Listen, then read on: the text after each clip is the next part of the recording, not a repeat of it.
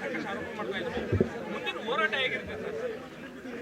ಈ ಪಾದಯಾತ್ರೆ ಮಾಡ್ತಾ ಇದ್ದಾರಲ್ಲ, ಅದಕ್ಕೋಸ್ಕರವಾಗಿ ನಾವು ಜನಾಂದೋಲನ ಮಾಡಿದ್ದೀವಿ.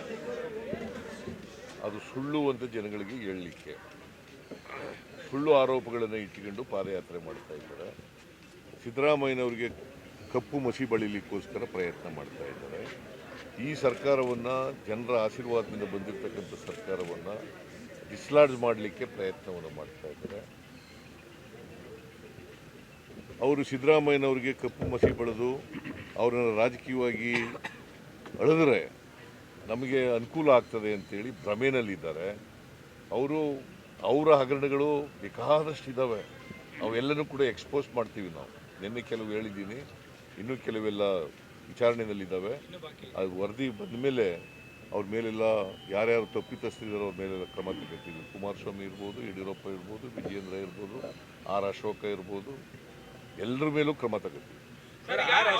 ಹೋರಾಟ ಇಷ್ಟಕ್ಕೆ ನಿಲ್ಲಲ್ಲ, ಈ ಸಭೆಗಷ್ಟೇ ನಿಲ್ಲಲ್ಲ, ನಿಮ್ಮ ರಾಜೀನಾಮೆವರೆಗೂ ನಮ್ಮ ಹೋರಾಟ ಮುಂದುವರಿಸ್ತೀವಿ ಅಂತ ಅವರು ಹೋರಾಟ.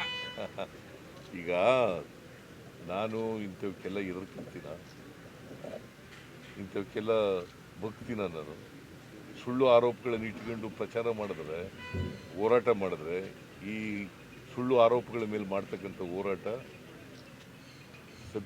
ಅದು ಸತ್ಯ ಗೊತ್ತಾದ ಮೇಲೆ ಜನಗಳು ಅದನ್ನು ಹತ್ತಿಕ್ತಾರೆ.